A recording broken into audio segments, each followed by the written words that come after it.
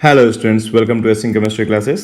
और इस वीडियो में कुछ कमाल का सिखाने वाले हैं, मतलब एकदम धमाल का कुछ होने वाला है। ठीक है, तो चाहिए आपका अगला 30 to 40 मिनट्स और एकदम लाजवाब वाला चीज़ सीखने वाले हो। ठीक है, और उसका नाम है, कुछ बोल सकते हो लाइक मॉलिक्यूलर स्ट्रक्चर जैसा, है ना।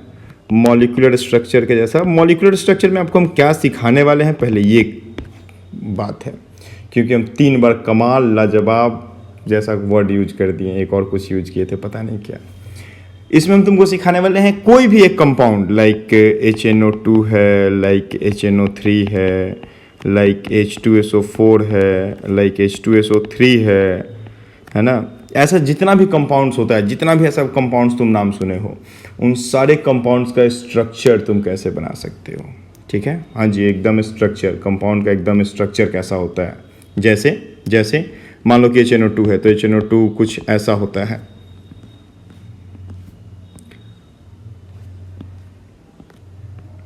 मान लो HNO2 है, तो HNO2 कुछ ऐसा होता है ना, ऐसा होता है। मान लो H2SO4 है, तो H2SO4 कुछ ऐसा होता है। ठीक है, ऐसा कुछ होता है। तो ये स्ट्रक्चर ये बहुत यूजफुल होता है, मतलब कि केमिस्ट्री में समझ लो कि केमिस्ट्री में तुम्हारे पास अगर सबसे बड़ा कोई वेपन्स का लिस्ट में कोई वेपन हो सकता है, तो वो हो सकता है कि तुमको कंपाउंड्स का स्ट्रक्चर बनाने आता है। ठीक है, तो सबसे पहले चलो हम लोग शुरू करते हैं कि कंपाउंड्स के स्ट्रक्चर को कैसे बना सकते हैं। अब तो तुमको समझ में आ ही गया कि क्या सिखाने वाले हैं। तो तुम्हारा अगला 30 मिनट्स एकदम एक बहुत बहुत बहुत कमाल का 30 मिनट्स होने वाला है। ठीक है, चलिए फिर शुरू करते हैं। तो किसी भी कंपाउंड का मॉलिक्यूलर स्ट्रक्चर बनाने के लिए सबसे पहले आपको जानना है how to find out central atom. How to find out central atom. Central atom को कैसे फाइंड करें, ये बात आपको जानना है। तो अब आपके दिमाग में आ रहा होगा कि सेंट्रल एटम क्या होता है। तो सेंट्रल एटम भी कुछ होता है। जैसे मान लो कि HNO2 का स्ट्रक्चर है ना, यहाँ पे HNO2 का स्ट्रक्चर है, तो हम लोग N को बीच में रखते हैं और N के ऊपर ही हम लोग सारी बॉन्डिंग्स बना देते हैं, है ना। तो ये N जो हो गया, इसको हम बोलते हैं सेंट्रल एटम। मतलब बोल सकते हो तुम हेड इन द फैमिली, है ना। क्या भाई, ये जो एटम्स का एक फैमिली है HNO2 में, हाइड्रोजन नाइट्रोजन ऑक्सीजन, अब इसमें एक हेड होगा। कौन हेड होगा, तो यहाँ पे नाइट्रोजन हेड होगा, तो उसको हम लोग सेंट्रल एटम बोलते हैं। जैसे तुम्हारी फैमिली होती है, चलो कुछ बातचीत करते हैं। तुमको पता है बातचीत मतलब कमाल का कॉन्सेप्ट। ठीक है, तो चलो थोड़ी सी बातचीत करते हैं। एक फैमिली में हम लोगों की जो अपनी फैमिली होती है, एक फैमिली में कितने लोग होते हैं, तो हम लोग अपने फैमिली में देखो 3 तरह के लोग होते हैं अपने फैमिली में। पहला, एक तो होता है head of the family. Head of the family, head of the family मतलब पापा, दादाजी, ऐसे लोग हेड ऑफ द फैमिली। दूसरा, family members. Family members, head of the family को छोड़ करके बाकी जो भी मेंबर्स हैं घर में, वो सारे मेंबर्स। और तीसरा, हम लोग के घर का जो सर्वेंट होता है, वो भी एक तरह का हम लोग का फैमिली ही होता है। ठीक है, तो हम लोग का सर्वेंट। तो 3 लोग होते हैं हम लोग के घर में। अब देखो, हेड ऑफ द फैमिली एक ऐसा बंदा है जिस बंदे से घर का जो सर्वेंट होता है वो थोड़ा डिस्टेंस मेंटेन रखता है, थोड़ा उससे दूर रहना पसंद करता है। वो घर में बस उसी से डरता है और किसी से नहीं डरता है। बाकी तो जो फैमिली मेंबर्स होते हैं वो उसके फ्रेंड हो जाते हैं।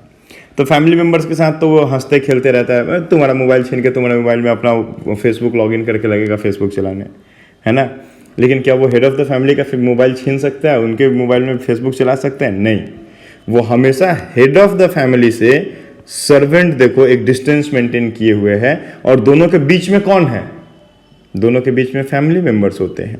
अब मान लो कि घर के नौकर को अगर कोई चीज़ चाहिए, आज इस दिवाली में घर के नौकर को छुट्टी चाहिए, भाई हम 2 हफ्ते तक इस बार हम एकदम छुट्टी रहेगा, हम गांव जाएंगे, और हमको कम से कम 4 महीने का एक्स्ट्रा पेमेंट चाहिए, मतलब कि आप हमको 40,000 रुपये एकदम एडवांस देंगे, प्लस हमको एकदम लेनिन वाला शर्ट और लेनिन वाला पैंट चाहिए, और मेरे बाबूजी को भी लेनिन वाला शर्ट और लेनिन वाला पैंट चाहिए, और मेरे घर में बाकी सबको महंगा वाला कपड़ा देना होगा आपको, है ना। तो इतना मेरा डिमांड है, इस बार तो एकदम मिलना ही चाहिए। तो अब ये घर का सर्वेंट जो है ये डिमांड जाकर के क्या हेड ऑफ द फैमिली से करेगा? नहीं, वो डायरेक्ट कभी नहीं बोलेगा। किससे बुलवाएगा? किसी ना किसी फैमिली मेंबर को पकड़ के बुलवाएगा, जिस फैमिली मेंबर के बात को हेड ऑफ द फैमिली सुनते होंगे। ठीक है, तो मेरा कहने का तात्पर्य ये है कि ये जो सर्वेंट होता है ये हेड ऑफ द फैमिली से अटैच होता है। किसके थ्रू? किसी ना किसी फैमिली मेंबर के थ्रू अटैच होता है। ठीक है, तो यहां पे हेड ऑफ द फैमिली से मेरा मतलब क्या है? हेड ऑफ द फैमिली से मेरा मतलब है सेंट्रल एटम से। ठीक है, सीए चार्टर्ड अकाउंटेंट मत समझ लेना भैया, सेंट्रल एटम ही समझना, हम लोग साइंस में है, कॉमर्स में ना है। ठीक है, तो सेंट्रल एटम। दूसरा सर्वेंट। सर्वेंट से मेरा मतलब क्या है? तो एक ये मॉलिक्यूल में, एक कंपाउंड में हमेशा hydrogen and metals in not all cases but sometimes, hydrogen और मेटल्स को तुम वो सर्वेंट जैसा ट्रीट कर दो।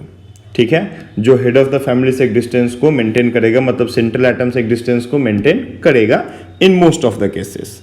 ठीक है, लेकिन एक्सेप्शंस तो हर जगह होते हैं, तो हम लोग उसको भी देखेंगे। अब क्या है कि हम लोग सेंट्रल एटम को कैसे फाइंड आउट करें, है ना?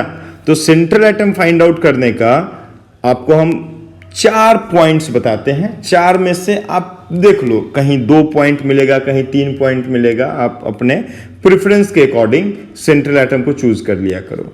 ठीक है, तो कौन से वो 4 पॉइंट्स हैं?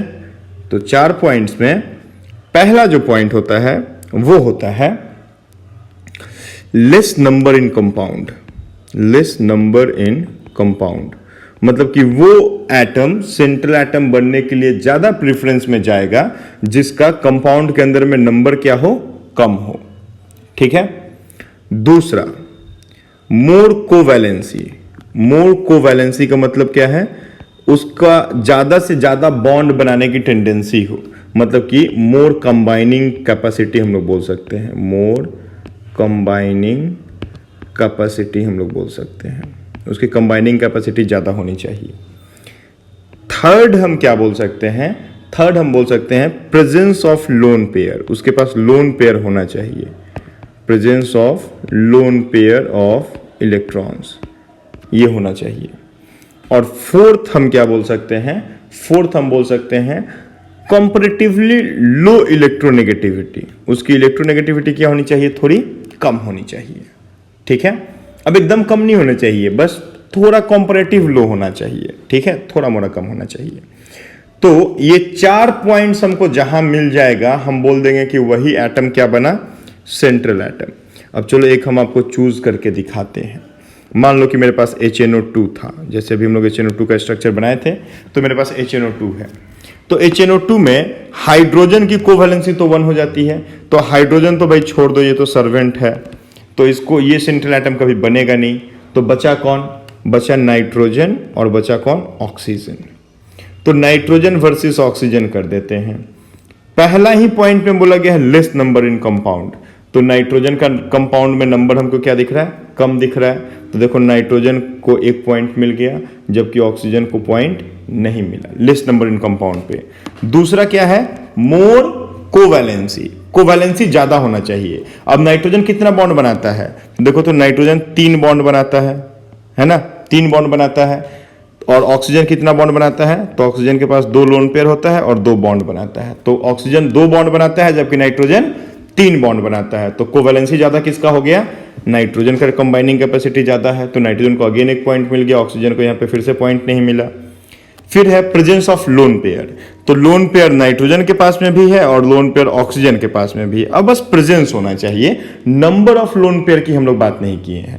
तो भाई दोनों के पास में है, तो चलो हम लोग दोनों के पास में है तो दोनों को 1-1 पॉइंट दे देते हैं। ठीक है, और लो इलेक्ट्रोनेगेटिविटी, तो नाइट्रोजन की इलेक्ट्रोनेगेटिविटी थोड़ी कम होती है ऑक्सीजन से, तो नाइट्रोजन को फिर अगेन 1 पॉइंट मिल जाएगा। तो देखो तो ये 4-1 से ये मैच कौन जीत गया? नाइट्रोजन। तो कौन सेंट्रल एटम बनेगा? तो यहाँ पे नाइट्रोजन सेंट्रल एटम बनेगा। बस यही करके आपको क्या करना है? हर कंपाउंड में सेंट्रल एटम को ढूंढ लेना है। अब चलो सेंट्रल एटम ढूंढने के ऊपर पहले क्वेश्चन कर देते हैं। क्वेश्चन है H2SO4। H2SO4 में आप हमको बताओ सेंट्रल एटम कौन बनेगा। ठीक है, जल्दी बताओ कमेंट बॉक्स में, एकदम अभी हम वेट कर रहे हैं तुम्हारा। फटाफट फटाफट, बिल्कुल, हाँ एकदम सही जा रहा है, एकदम सही बता रहे हो, हाँ एकदम ठीक है, गुड। एक और तब लगे हाथों, H3PO4 सेंट्रल एटम कौन होगा? जल्दी जल्दी बताओ, एकदम फटाफट फटाफट, एकदम, हाँ एकदम सही, बहुत अच्छे, गुड, एकदम बहुत अच्छा बता रहे हो, गुड, सही है। चलो, तो हो गया, ये पता चल गया कि how to find out central atom. तो सेंट्रल एटम तो अब बता पाओगे, सही है। इसके बाद अब क्या हम लोग कर सकते हैं सेंट्रल एटम जानने के बाद, कि अब एक कंपाउंड का स्ट्रक्चर बनाते हैं। ठीक है, चलो हम शुरू करते हैं वही HNO2 कंपाउंड से। इसी के ऊपर सब सीखते आ रहे हो, आज का गिनी पिग यही है। ठीक है, तो सेंट्रल एटम कौन बना? नाइट्रोजन। अब है क्या इसके पास? एक हाइड्रोजन और 2 ऑक्सीजन। तो हाइड्रोजन को तो दूर रखना है, तो हाइड्रोजन को दूर रख दिए। अब हाइड्रोजन नाइट्रोजन से अटैच कैसे रहेगा? तो कोई सी एक फैमिली मेंबर से, और फैमिली मेंबर में कौन था? ऑक्सीजन। तो ऑक्सीजन के थ्रू नाइट्रोजन से हाइड्रोजन अटैच हो जाएगा। जी हाँ, ऑक्सीजन के थ्रू नाइट्रोजन से, मतलब सेंट्रल एटम से हाइड्रोजन अटैच हो जाएगा। तो अब पहला काम हम लोगों को करना है कि हाइड्रोजन को प्लेस कर देना है, और दूसरा काम हम लोगों को क्या करना है? सेंट्रल एटम के ऑक्टेट को कंप्लीट कर देना है, कि सेंट्रल एटम के आउटर मोस्ट ऑर्बिट में 8 इलेक्ट्रॉन हो जाए। तो देखो, सेंट्रल एटम के आउटर मोस्ट ऑर्बिट में 5 इलेक्ट्रॉन तो था, एक इधर में बॉन्ड बना लिया, कोवेलेंट बॉन्ड बनाया, तो ऑक्सीजन के साथ एक शेयर किया तो 6 इलेक्ट्रॉन हो गया। अब इधर एक ऑक्सीजन के साथ में अगर डबल बॉन्डेड हो जाए तो 8 इलेक्ट्रॉन हो जाएगा। ऑक्सीजन का भी देखो, इसका भी ऑक्टेट कंप्लीट हो गया, इसका भी 8 इलेक्ट्रॉन हो गया, देखो इसका भी 8 इलेक्ट्रॉन हो गया, इसका भी देखो 8 इलेक्ट्रॉन हो गया, और हाइड्रोजन को 2 इलेक्ट्रॉन चाहिए होता है तो हाइड्रोजन का भी 2 इलेक्ट्रॉन हो गया। देखो सबका ऑक्टेट कंप्लीट हो गया, HNO2 का स्ट्रक्चर आपका बन गया, है ना। अब मान लो कि HNO3 आ गया। क्या आ गया? HNO3। तो HNO3 का स्ट्रक्चर कैसे बनेगा? तो नाइट्रोजन, हाइड्रोजन को दूर भगा दिए, नाइट्रोजन का ऑक्टेट कंप्लीट कर दिए, नाइट्रोजन के पास क्या बचा हुआ है? अभी एक लोन पेयर ऑफ इलेक्ट्रॉन बचा हुआ है। तो इस लोन पेयर ऑफ इलेक्ट्रॉन से एक और जो ऑक्सीजन बचा है उसको कोऑर्डिनेट कोवेलेंट बॉन्ड या डेटिव बॉन्ड कर दो। तो वन साइडेड शेयरिंग होता है, इसको पढ़े हो आप, क्लास 10th में भी पढ़े हो और क्लास 11th में भी हमने बताया आपको। तो वन साइडेड शेयरिंग मतलब कि एक पेयर ऑफ इलेक्ट्रॉन कहां चला गया भाई? ऑक्सीजन के आउटर मोस्ट ऑर्बिट में डोनेट कर दिया गया। तो यहां से डेटिव बॉन्ड का फॉर्मेशन हो गया। तो देखो इसका भी अब 8 इलेक्ट्रॉन हो गया, इस ऑक्सीजन का भी अब क्या हो गया? 8 इलेक्ट्रॉन्स हो गए, है ना। और बाकी सबका आप देख ही रहे, ऊपर में मैंने 8 इलेक्ट्रॉन्स करके दिखाई दिया है ना। तो ये हो गया आपका HNO3 का स्ट्रक्चर। अब आते हैं हम लोग 1-2 और कंपाउंड की तरफ में। तो आगे हम लोग देखें कुछ कंपाउंड्स लाइक H2SO3 का अगर स्ट्रक्चर बनाना हो, चलो एक एक करके देखते हैं। H2SO3 का अगर स्ट्रक्चर बनाना हो तो कैसे बनाएंगे? सेंट्रल एटम अभी अभी आप बताए थे मेरे को, सल्फर हो जाएगा। यहाँ पे 2 हाइड्रोजन है, तो दोनों साइड में हम 2 हाइड्रोजन लिख देंगे, और हाइड्रोजन को हम दूर किससे करेंगे? अटैच किससे करके रखेंगे? सल्फर से। तो ऑक्सीजन है भाई फैमिली मेंबर, तो ऑक्सीजन से अटैच करके रखेंगे। अब सल्फर के आउटर मोस्ट ऑर्बिट में कितना इलेक्ट्रॉन? 6 इलेक्ट्रॉन। 6 इलेक्ट्रॉन में 2 तो इधर आ गया कोवेलेंट बनाने के लिए, है ना। तो सल्फर का ऑक्टेट तो ऐसे ही कंप्लीट हो गया।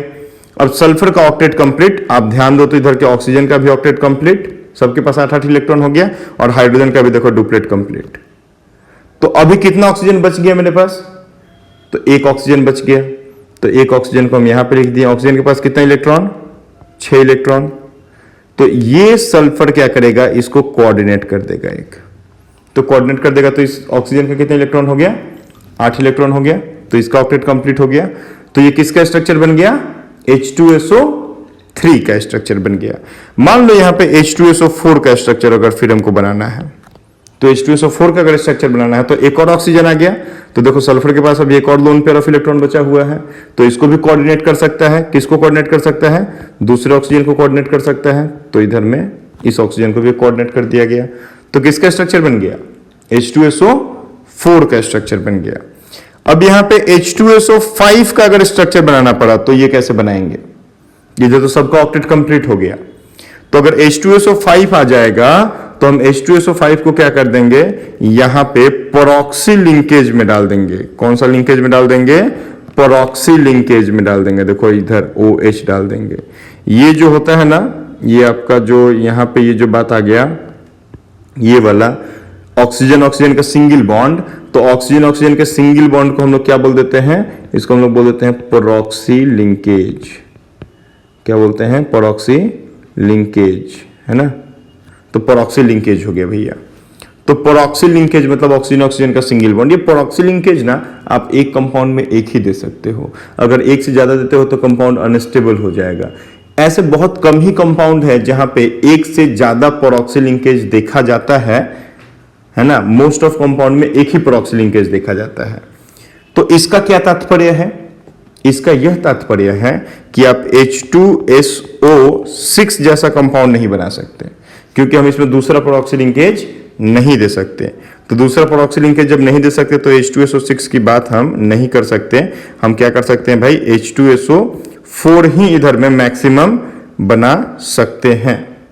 ठीक है, तो देखो ये बन गया आपका H2SO4, है ना। H2SO3, H2SO4 और H2SO5।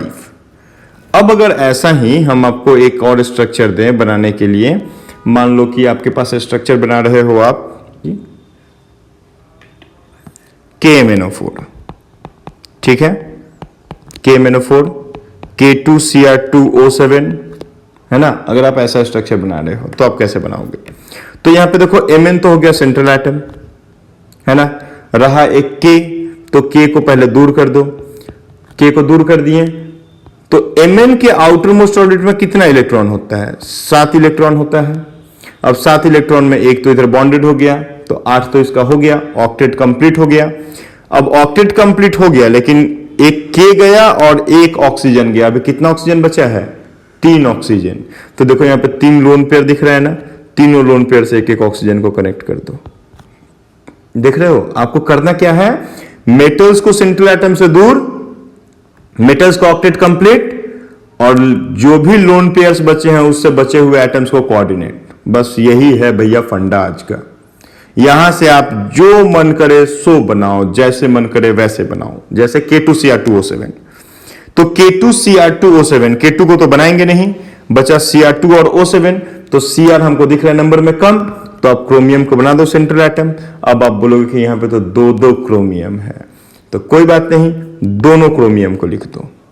ठीक है, अब जब आप 2 सेंट्रल एटम लेते हो तो बाकी जितने भी लोग हैं, अब जैसे 2 भाई हैं, मान लो 2 बाहुबली है ना। अब यहां कोई भल्लाल देव नहीं है, कौन है, दोनों ही बाहुबली है। तो शिवगामी देवी कैसे डिवाइड करती है पूरे अंपायर को, शिवगामी देवी बोल देते कि जब दोनों बाहुबली है तो दोनों भाई को इक्वल इक्वल अंपायर बांट देती।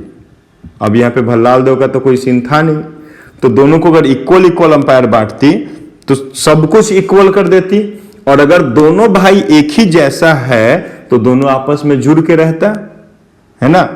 तो भाई शिवगामी देवी अपना धर्म निभाती, दोनों भाई अपना धर्म निभाता। तो शिवगामी सब कुछ आधा आधा बांट देती। तो चलो तुम भी शिवगामी जैसा सोचो, और तुम भी क्या करो, अगर 2 सेंट्रल एटम बना रहे हो तो बॉन्डेड एटम्स को क्या कर दो, इक्वली डिस्ट्रीब्यूट कर दो। तो भाई दोनों को क्या मिलेगा, एक K दोनों को मिलेगा। और ऑक्सीजन के पास आओगे तो देखो यहां पे अब 7 ऑक्सीजन है, तो 3 तो मिलेगा और एक ऑड रह जाएगा। तो चलो पहले 3 बांटते हैं, फिर देखते हैं ऑड का क्या होगा।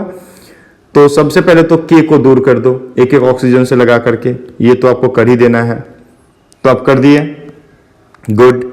इसके बाद क्या है भाई, यहां पे देख लो कि तीनों को क्या मिला, 3 ऑक्सीजन मिला, तो 2 ऑक्सीजन बचा हुआ है। तो जैसे 2 आप कोऑर्डिनेट में पहले मार दो, तो 2 आप कोऑर्डिनेट कर दिए कोऑर्डिनेट हो गया। अब एक ऑक्सीजन बचा हुआ है, एक ऑक्सीजन बचा हुआ है, तो उस ऑक्सीजन को क्योंकि दोनों भाई जब बाहुबली ही हैं तो आपस में इक्वली बांट लेगा, तो बीच में रख के बांट लिया। तो देखो K2Cr2O7 का स्ट्रक्चर आपके सामने। ठीक, अब जब हम लोग बाहुबली वाली स्टोरी पे आ ही गए हैं तो चलो फिर एक सीरीज ऑफ कंपाउंड आपको हम करना सिखाते हैं, like H2S2O2, H2S2O3, H2S2O4, H2S2O5, H2S2O6, H2S2O7, ये जो H2S2O7 है ना, ये बहुत पूछा जाता है, ठीक है। फिर आपका आ जाएगा, क्या आ जाएगा, H2S2O8, ठीक है। ये पूरा देखो एक ही जैसा कंपाउंड है, सब एक ही सीरीज का कंपाउंड है। तो ये एक ही सीरीज के कंपाउंड्स को हम कैसे सॉल्व कर ले, तो यहां पे क्या सेंट्रल एटम दिख रहा है, सल्फर, तो सल्फर को सेंट्रल एटम बना दिए। अब दोनों बाहुबली है तो दोनों सेंट्रल एटम बन गया। अब दोनों में इक्वली डिवाइड कर दो, तो सबसे पहले हम H2S2O2 से शुरू कर रहे हैं, तो दोनों को क्या क्या मिलेगा, एक एक ऑक्सीजन और एक एक हाइड्रोजन, और हाइड्रोजन को सेंट्रल एटम से दूर रखना है। किसके थ्रू दूर रखना है, ऑक्सीजन के हेल्प से यहां पे दूर रखेंगे। तो ऑक्सीजन के हेल्प से क्या कर दिए, हाइड्रोजन को दूर कर दिए। अब सल्फर का ऑक्टेट कंप्लीट हुआ क्या, देखो तो नहीं, सल्फर का ऑक्टेट कंप्लीट नहीं हुआ है, तो दोनों सल्फर आपस में एक बॉन्ड बना लेगा, है ना। तो सल्फर का ऑक्टेट भी कंप्लीट हो गया, सल्फर दो बॉन्ड बना लिया, तो H2S2O2 बन गया। अब जब H2S2O3 आएगा तो O3 कैसे बनेगा, तो मान लो कि ये दोनों बाहुबली बगल में एक जाकर के दूसरा अंपायर जीत गया, तो एक भाई, मतलब ये भाई दूसरे भाई को बोलता है कि ये जो नया ऑक्सीजन का अंपायर हम लोग जीत के आए हैं, ये मेरे तरफ से तुम्हारे लिए गिफ्ट है। क्या है भाई, मेरे तरफ से तुम्हारे लिए गिफ्ट है, एक काम करो इसको तुम रख लो। तो ये देखो, एक भाई को एक ऑक्सीजन मिल गया, तो एक भाई क्या किया, एक सल्फर क्या किया, एक ऑक्सीजन को कोऑर्डिनेट कर दिया, तो स्ट्रक्चर क्या हो गया, H2S2O3 हो गया। अब अगर H2S2O4 होगा तो O4 कैसे कर देंगे, तो अब दूसरा वाला एक कोऑर्डिनेट कर देगा। अब देखो एक एक करके करेगा, ऐसा नहीं कि एक दोनों कर दे और एक एक भी ना करे, सिमेट्री ऑफ कंपाउंड भी कुछ कहलाता है, तो ये लोग एक एक करके करेगा। फिर H2S2O5 करेगा, तो ये एक यहां से कर देगा O5, फिर ये हो जाएगा O6। अब देखो तो ऑक्टेट कंप्लीट, ये लोन पेयर्स कंप्लीट। अब तो कोई लोन पेयर बचा नहीं, तो लोन पेयर बचा नहीं तो कहां जाएगा, कहां जाएगा, जी हां, बीच में जाएगा। तो अब लेके आओ बीच में, ठीक है। तो एक ऑक्सीजन को तुम बीच में लेकर के आ जाओ, तो O7 बन जाएगा। अब देखो यहां पे हम बोले थे कि ये कंपाउंड थोड़ा इंपॉर्टेंट है, यहां पे क्वेश्चन आके रखा है। एक्चुअली क्वेश्चन क्या आके रखा है, क्वेश्चन में बोला है कि इसको ओलियम कहते हैं, इस कंपाउंड को क्या कहते हैं, ओलियम कहते हैं। ओलियम का स्ट्रक्चर पूछा जाता है, और एक बार एंट्रेंस में ये क्वेश्चन आ चुका है, AIPMT एक बार इस क्वेश्चन को पूछ चुका है, जिसमें बोला है कि which of the following structure shows SOS pattern of bonding. तो देखो मैंने SOS पैटर्न आपको दिखाया, कहां है भाई, ये देखो SOS दिख रहा है, SOS पैटर्न। तो SOS पैटर्न का बॉन्डिंग हमको H2S2O7 में देखने को मिलता है, जो कि एग्जाम में आ चुका है, इसलिए ये स्ट्रक्चर इंपॉर्टेंट होता है।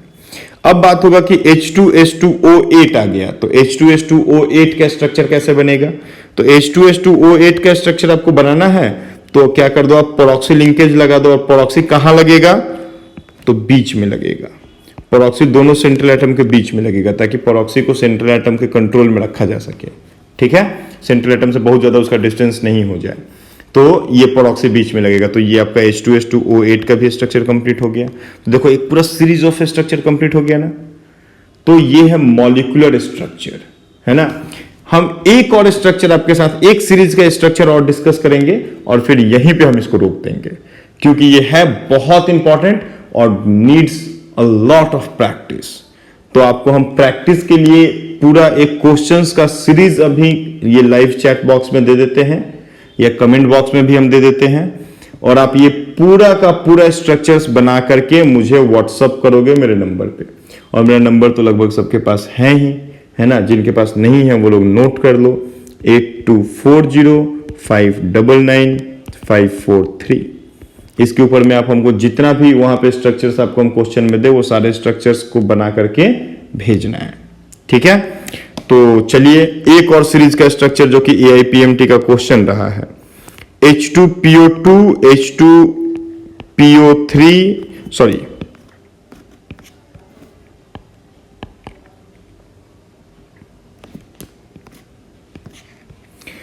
एक और सीरीज का स्ट्रक्चर जो कि आपका नीट का क्वेश्चन रह चुका है।